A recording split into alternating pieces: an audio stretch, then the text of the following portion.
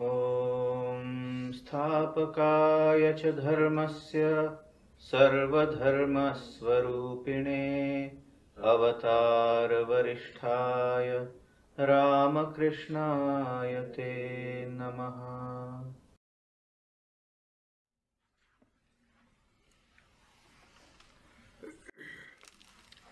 Dear friends, welcome back to the study of the Bhagavad Gita. And not only we are revising it, we are re-revising it. Revise, revise, re-revise. This is a basic concept of study of Indian scriptures. Why so? Because our whole day, day after day, we are involved in a way of life where we do not have much of a time or leisure to think about God or such things. To be very precise, to think of para vidya vishaya, that sublime goal of our lives. We don't have time enough. So what happens? Our vision, our capacity to think, our attitude, our perspective, the way we behave and look at this world is totally different from para vidya vishaya, of that sublime knowledge, the sublime wisdom, which gives us the capacity to remove the separateness between me and my God, or that we are not separate, that conviction of unity in diversity has no possibility or chance to come up in our mind. That is why we have to very frequently expose ourselves to these ideas, so that slowly and slowly, by frequent repetitive exposure, repetitive means revision, re-revision, the summary of the text. Try to repeat it over again. Why? Because what you willfully, understandingly repeat over and over and over again converts itself into a force of habit. And that force of habit, what we want to take advantage of, we keep on repeating and hammering away to assimilate these ideas. And more we hammer away and willfully, diligently, devotedly, dedicatedly we expose ourselves to these ideas, the ideas become quite at home with us as we are at home with worldly ideas. That is why the word Shravana and Manana has been highlighted in our basic structure of spiritual discipline. Shravana means to listen in a very, very concentrated, attentive manner. That concentrated, attentive manner of listening allows us to assimilate and absorb these ideas, and more we hammer away at it, the more deep it goes through our brains, and it remains a deep furrow and unforgettable memory. And that unforgettable memory, when pursued in a disciplined manner, will help us to be one with God.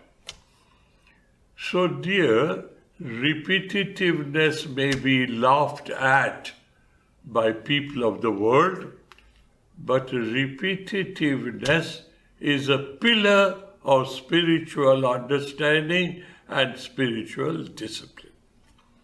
That is why, dears, we are revising and re-revising.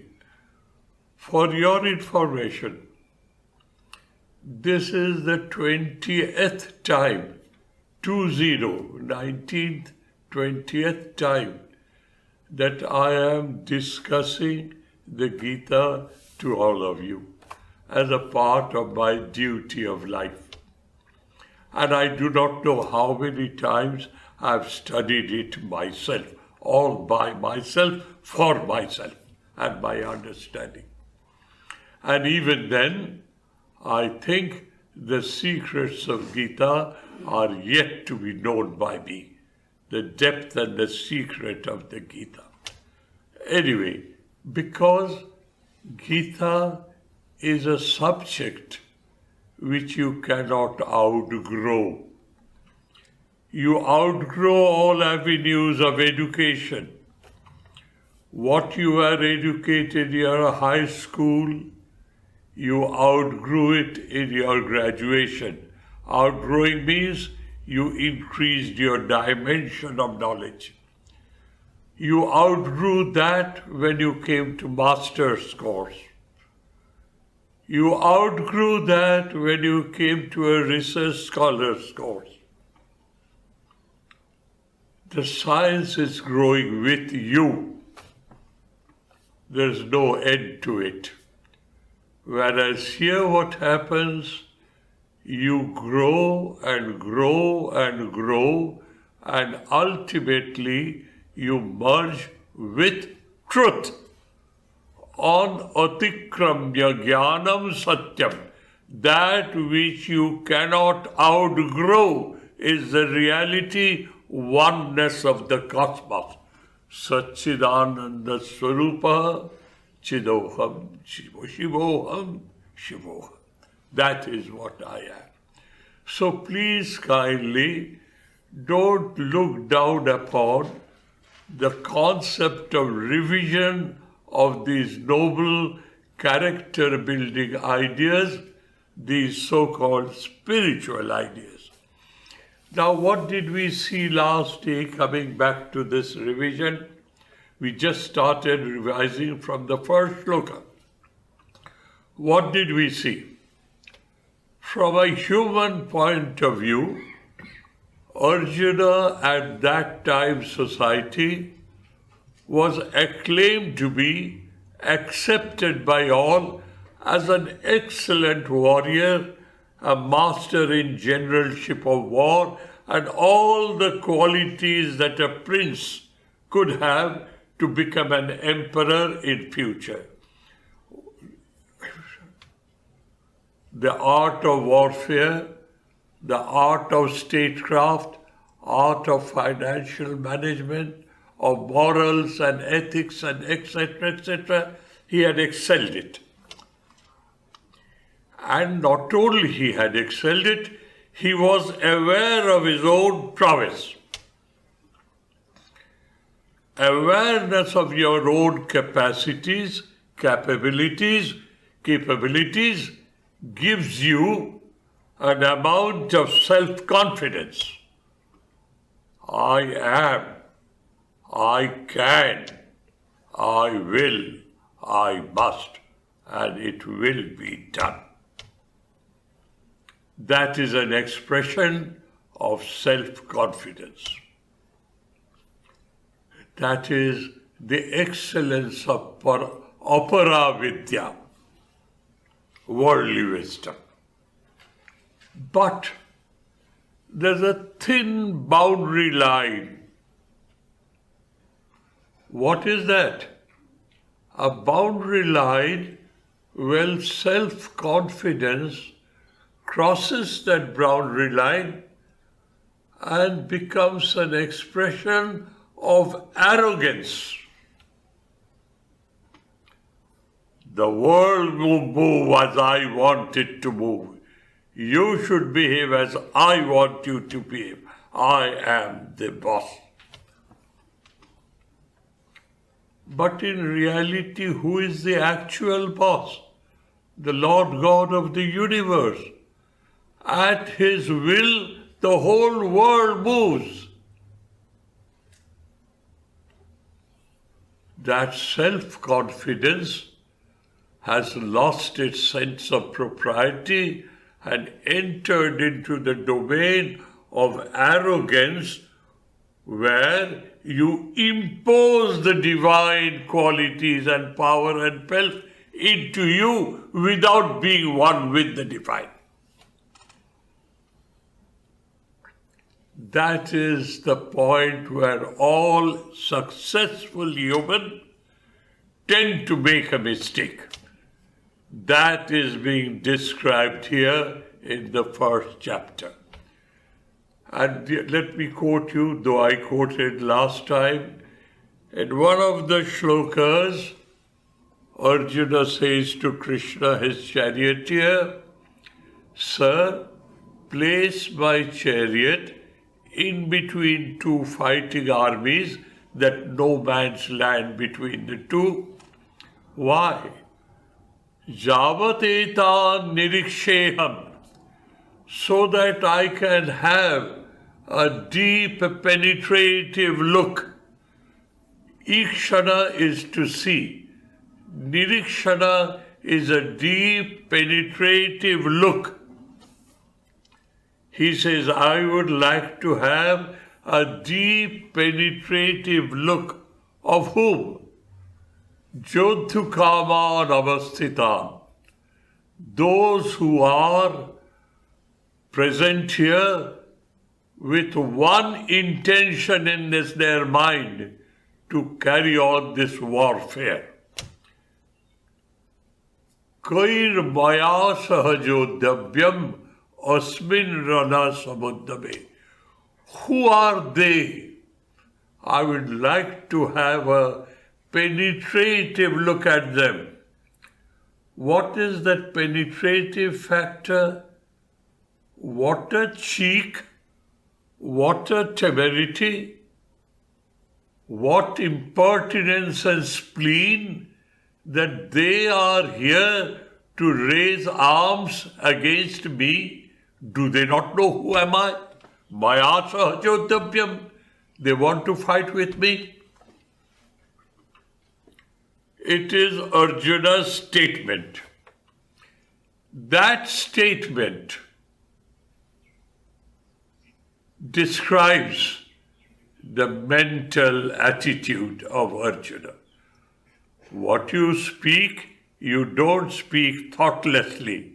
There's a process of thinking which expresses itself in your words. What do we see? What do we see here? Arjuna has every right to be confident about his prowess, about his might and main, about his excellent qualities of a warrior and a general and arts of warfare. He has all that. But what did he say? They have the spleen, the temerity to come and have declared war against me. Do they not know who am I? The boundary line of self-confidence has been crossed over, and he has entered into the domain of arrogance. This is the pitfall which all of us tend to do at any one point of our lives. So don't say Gita is something which is not related to our lives. It tells you how you are living in this world and how you are making yourself, by your own stupidity, a victim of circumstances, a creature of circumstances, and you keep on swinging like a pendulum between agony and ecstasy, pain and pleasure.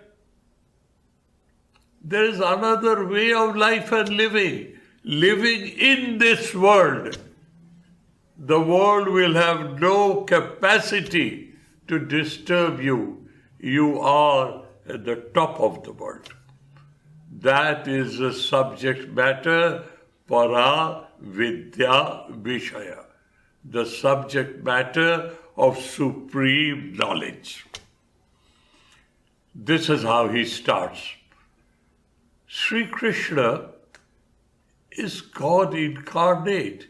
He is a perfect teacher. He could have snubbed him and told him, Arjuna, behave yourself. Don't be so arrogant. What would have happened? The Gita would not have been recited. It would have closed. He would have snubbed him and he would have accepted it. The chapter closed. He didn't do that.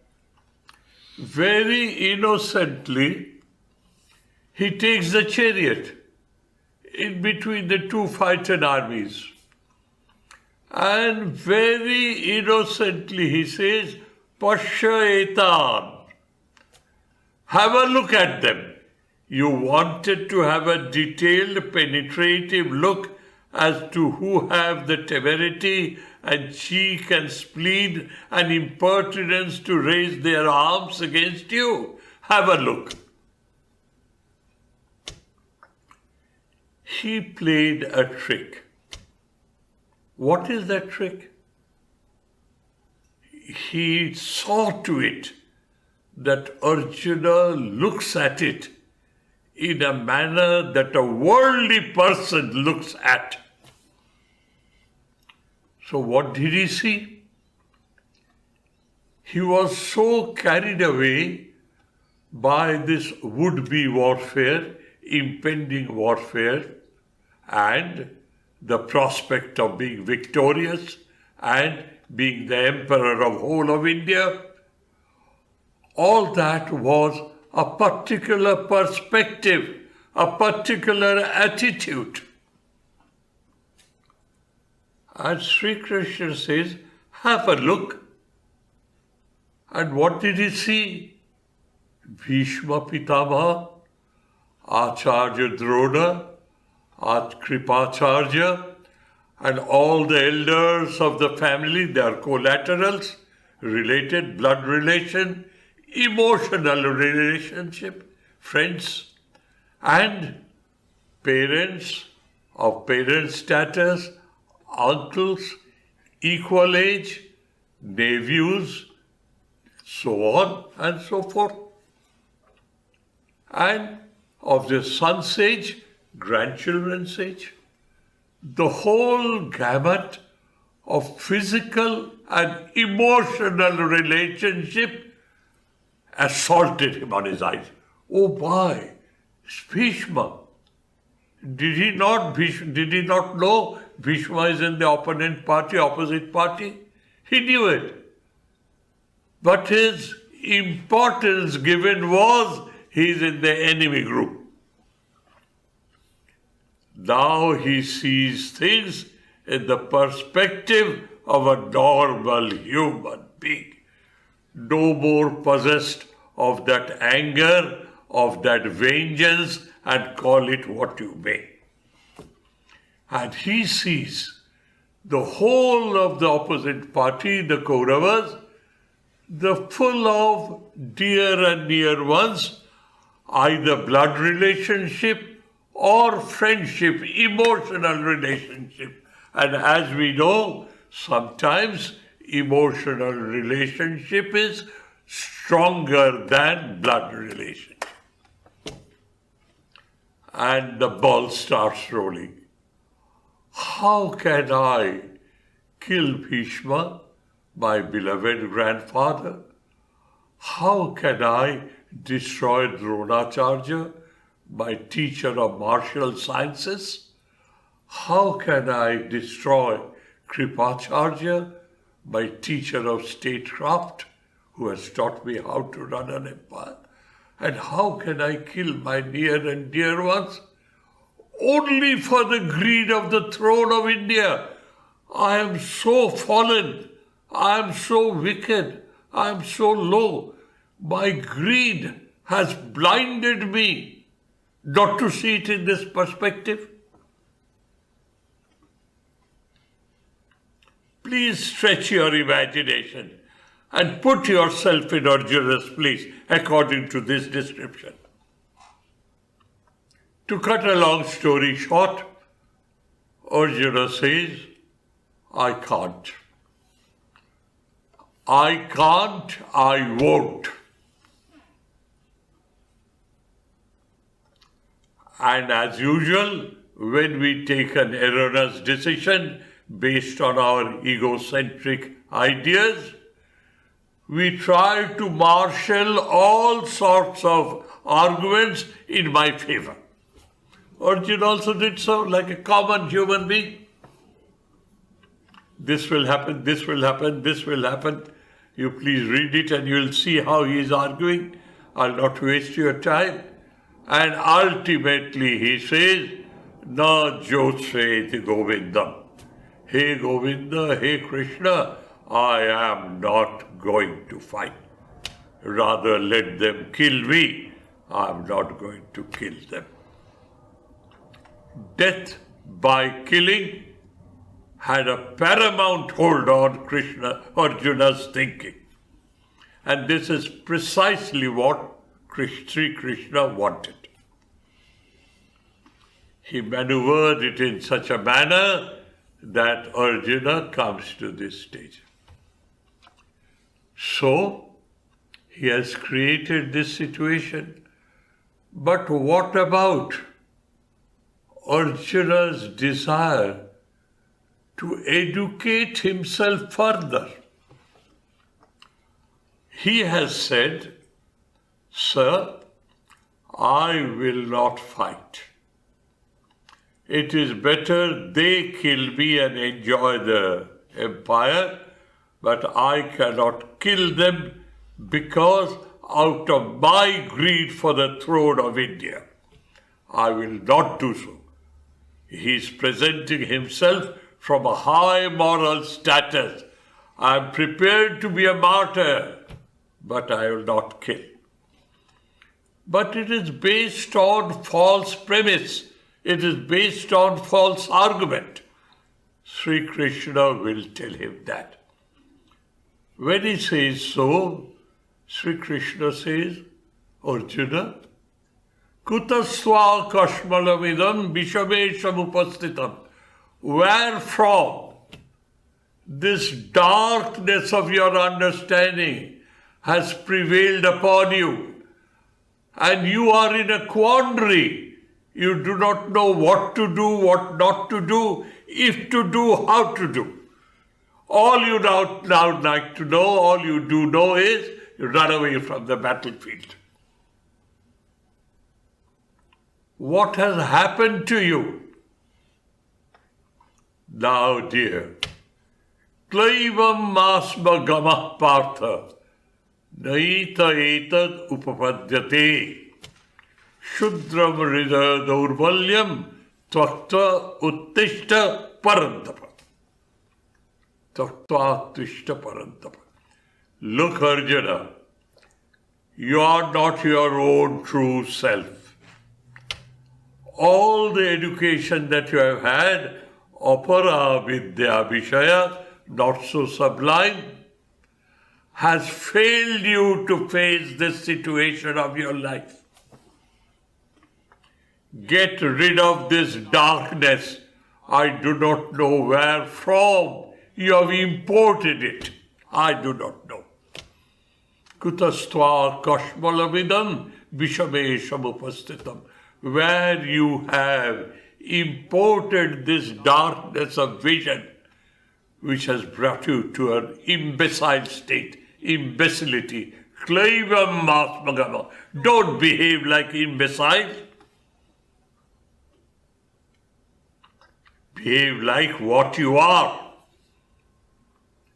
And he again says, I am sorry, sir, And this is a famous shlok, what I was trying to develop. Arjuna says, I won't fight.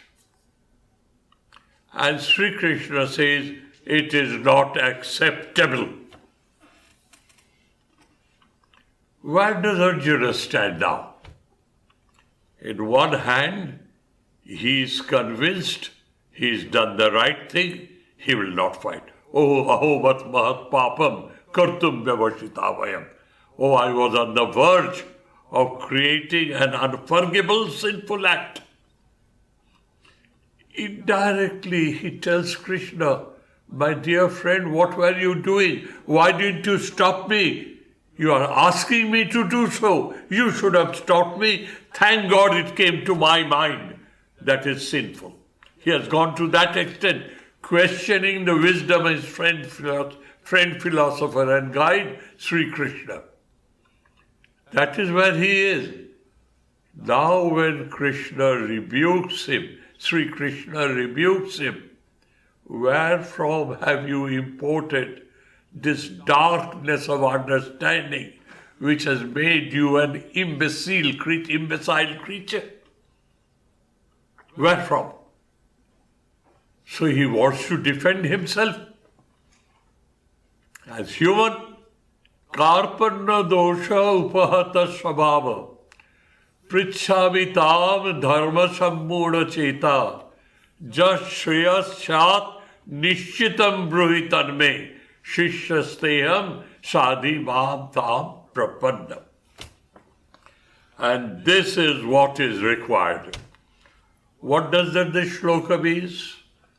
Look, dear, I am being prevailed by miserliness.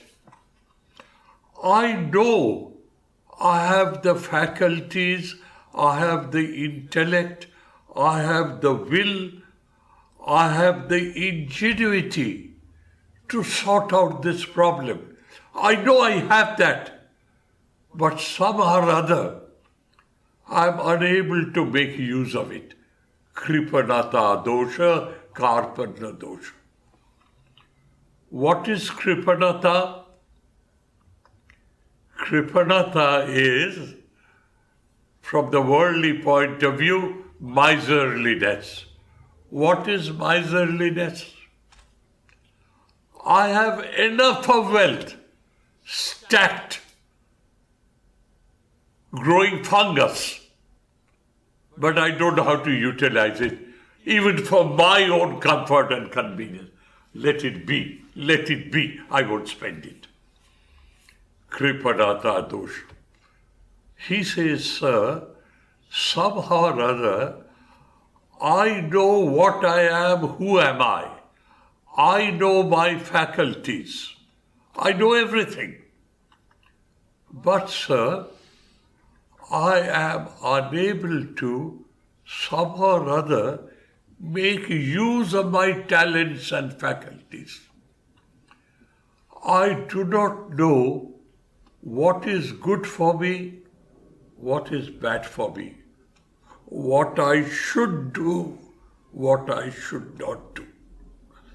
It is a distinction between Shreya and Preya.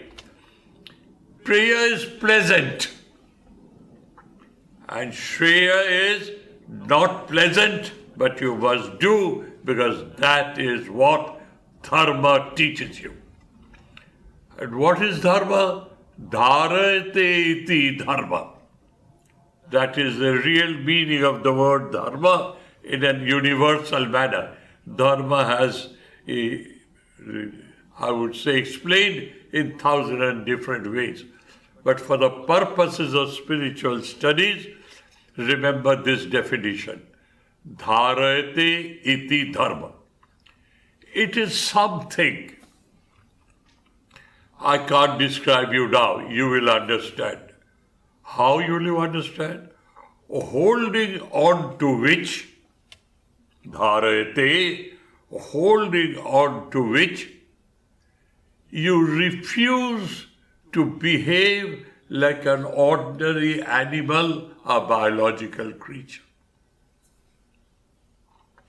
your sense of morality, your sense of aesthetics will not allow you to do so. Holding on to which it prevents you from behaving like an ordinary biological creature. That is A. And from the other perspective, holding on to which you will be able to manifest the divinity which is already within you. This is the whole gamut, the whole range of dharma, holding on to which I, a human being, I maintain my humanness. I don't go down to the level of an ordinary beast, an ordinary biological creature, an animal. Though I am a biological creature, but I have the sense of ethics, sense of aesthetics, sense of morality, sense of righteousness, discrimination between right and wrong, though it is relative. But I have all that. Sri Krishna now listens to Arjuna. Arjuna saying, I do have all these faculties, but I don't know how to utilize them. A miserliness has got hold of me. I don't know how to use my wealth, not even for my own comfort, my own well-being. Prichhami tam. I request you, I ask of you, I implore of you to tell me, I am dharma sammuda cheta. I am absolutely confused, sammuda, of what? What is dharma and what is adharma? I am totally confused in this situation. What is the right thing that I do, which is dharma for me, holding on to which I don't run away like an animal with tail behind my legs, but I do not know how to make use of the situation so that I go to the absolute. Prichhavitam dharma sammura cheta. Just shreyasyat, that which is really good for me, which will evolve me to be one with God. Tat nishitam bruhi. Please kindly tell me without any ambiguity, without any doubt, hesitancy, without any duplicity. Make it absolutely crystal clear to me. Why? Sadhi mam tam prapannam. I take shelter at your feet and I would like to be blessed by your wisdom to show me my path, show me my walk, the walk that I have to walk in this place. Dear, it is repetitive, but this is what we should be. Looking at this world, analyzing this world, we see it appears to be real, but how it could be real, it is always changing. An eternal flow, a changeful flow. Where is the reality here? But I feel the world is real. So where have I gone wrong? Is there anybody to help me? To tell me where I am making a mistake so that I know the thing in its right perspective, thing in itself. That is what it is. The thing in itself. Untainted, unbiased, unprejudiced. Clear, crystal clear vision. I take shelter under your guidance do kindly help me and tell me what is dharmic for me and what is adharmic for me. What I do, what I do not do. This opening up to higher knowledge, higher wisdom, with due modesty, due humility, total surrender is a necessary precondition to be the chosen Son of God. Chosen means you have made yourself worthy to receive His guidance, His blessing, His wisdom. This is how first section comes to an end. The second section. What is that? Sri Krishna now tells him, look Arjuna, I will tell you where you have gone wrong. Ashochvan anvasochastam pragya badamscha bhashashe gatashun agatashuscha nadusochanti pandita. This is how the real Gita starts. The wisdom of the Gita starts. Ashochvan anvasochastvam, tvam, you. That which is not regrettable, that which should not be repented, lamented, regretted upon, you are lamenting, repenting, regretting on it. And at the same time, pragya badang shabhasasi, you are talking tall. To such a manner, you are even advising me what to do and what not to do. But the basic factor is whether a person in a human body is alive or dead. Pandita, pandabhisham jnanam jasyasti sa pandita, nadu shochanti pandita. Who is a pandita? In our literal sense, a highly academic qualified person is a pandita. Not here. Panda word means Atma, the self, indestructible, eternal, infinite, immutable, absolute. Atma is Panda. A person who has understood it rationally and experienced it psychically, he is a Pandita. He has mastered the art of knowing rationally what is the soul, and psychically he has identified himself with that soul. He is Pandita. Knower of the self. If you want to translate in small words, Pandita means a person who has experienced his true original nature. Such a person does not bother whether one is alive or one is dead. Why is he saying so?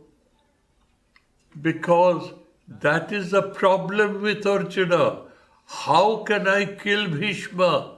How can I kill Dronacharya? How can I slay Kripacharya? How can I slay my near and dear ones? Through blood relationship and emotional relationship. How can I? As Sri Krishna says, the existence of the body is not paramount, it is not important. Jatasya hi dhruvo mrityu mritam janma dhruvasya cha. That is,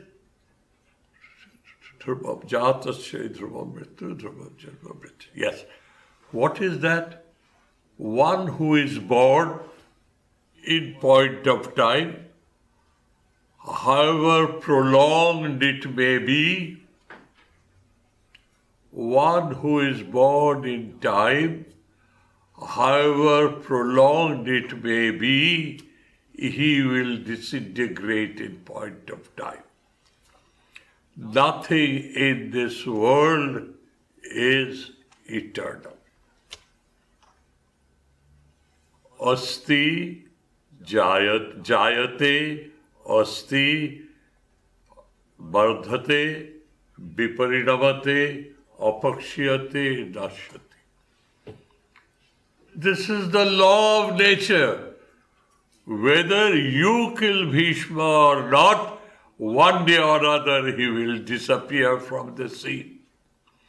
Whether you slay Kripa, Drona or not, one day or other, according to the axiomatic law of nature, they will disappear from the scene.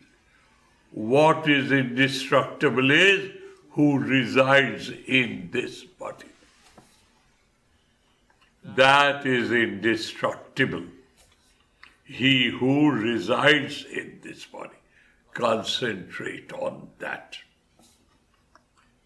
That is how the Sankhya aspect of the second chapter, known as Sankhya Yoga, starts. Then he gives various examples, which is for you to read. I'm only going to take the catch points for you. And then he goes further. And he says, look, this is what I have to tell you. This is Sankhya Yoga for you. Buddhir Yoga tu imam shuno. Esha te abhita shankhe. Buddhir Yoge tu imam shuno. Buddha yukta yaya partha karma bandham prahachasi. The actual spiritual discipline starts. So this second shloka, dear, it will be not wrong to say, in a short summarizing manner, he summarizes the teaching of the whole of Paravidya Vishaya, how to understand it rationally, how to manage your personality and your faculty in a disciplined manner, and how do you reach your goal. All that is summarized in the second chapter.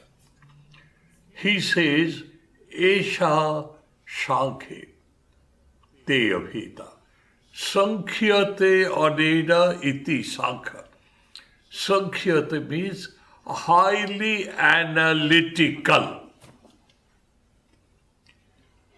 Analytically, I place before you the soul which resides in this body is not destructible.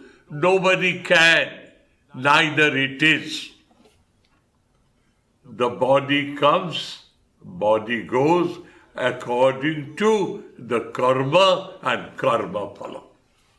He introduces the concept of karma bhoga and karma yoga. What is that? Buddhya yukta yaya partha karma bandham prahasasi. You will get rid of the bandhana, the bondage that we create for ourselves while performing our duties of life in this life of ours, in this world of ours. We unnecessarily get attached, involved, and we become egoistically involved. I will teach you how not to do so. And thereby you slowly and slowly release yourself, relieve yourself, and you become absolutely taintless, sinless, totally pure. And that purity is a stepping stone to be one with me. This is what I am going to teach you. So the second chapter is not only philosophical, the second chapter is also practical. And he tells you, Buddhi Jukta Jahati Iha Ubhe Sukrite Dushkriti. One who is clever, one who is making use of his intelligence correctly, he very carefully avoids being stuck to virtue and avoids vice.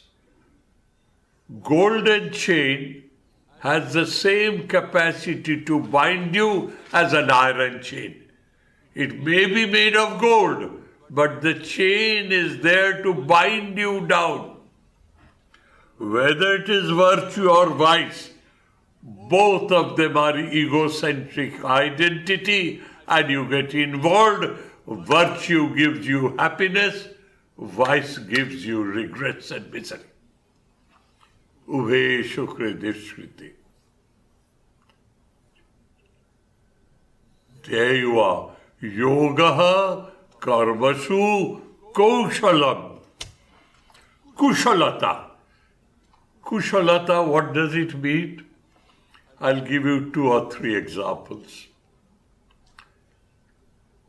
Unaware, I think the handle is not hot.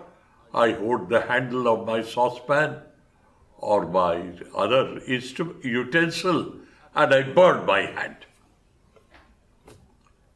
I didn't know the heat has come to the handle. I thought the handle was not heated.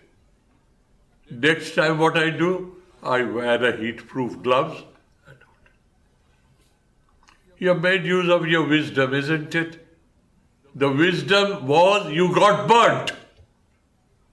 And with your experience of lifetime, you found out an insulation, you put it on and you take it up. Your hand doesn't get burnt. That is kaushalam. That is dexterity, using of your ingenuity. World of experience, you do bypass and get it done. Yoga as that trick of the trade, which will teach you how to live in this life, how to carry on with your life, but you don't get stuck to the world. Like a sword, Paramahamsa, Rajahamsa, it lives in water, but not a single feather gets wet.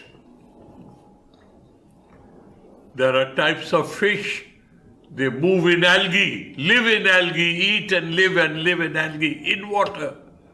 But algae doesn't touch them. They're absolutely neat and clean, as bright as silver. There's a type of fish known as pakal mach. These are the examples. Sri Krishna, in the second chapter, have told you that there is something known as the soul. Arjuna, you were never exposed to that before. Listen to me. He resides in every form. He is everywhere. There's not a speck of space, not an iota of time where he is not. He is infinite. He is infinite. He is, what is the other one? Eternal. He is immutable. He is absolute. Infinite, eternal, immutable, absolute. Where is he to be found? In us. Everywhere. Isness, satta, which I keep on hammering at. This is it. And that can be achieved by living in this world in such a manner, not as a karma bhogi, but as a karma yogi. Thereby you wash yourself clean gradually and gradually and gradually till you're pure enough, to identify yourself with your true original nature. I am told I am Atma Brahma. What I know as I am is that absolute. I am told. And by the teaching and blessings of my Guru, by performing those disciplines of Shravana, Manana, Nididhyasana, Shama, Dama, Uparati, Titiksha, Shraddha, Samadhan, and all these disciplines, I develop that hidden faculty in me, which manifests itself, and I evolve into my true original nature. The purpose of study of all scriptures is to manifest the potential divinity already within us. So, dear, we have studied the second chapter, a little left. The next session I will spend on the concept of Karma Yoga, the very strong, solid, unshakable foundation on which your spiritual edifice, the palace, will be built up. And it is on a strong, unshakable, unbreakable foundation, Karma Yoga. Sankhya Yoga is that tattva, that idea, where he points his finger to the concept of the divine, the Atman. And Karma Yoga is a practical life, how you lead your life so that you eminently qualify yourself to manifest the divinity which is already within you. Thank you, dears. Thank you. Please don't think you are wasting your time. Though it is a revision, but this revision is worthwhile. So, next session we'll describe and discuss part of the second chapter and the whole of the third chapter. Because the third chapter is a chapter nomenclatured as Karma Yoga. How we can Karma Bandham Prahashasi, how we can get rid of our bondage which we create for ourselves because we are not well informed. Let us be well informed. Thank you, dears. Thank you ever so much. Om Shanti Shanti Shanti Harihi Om Tat Sat Shri Ramakrishna Arpanamastu.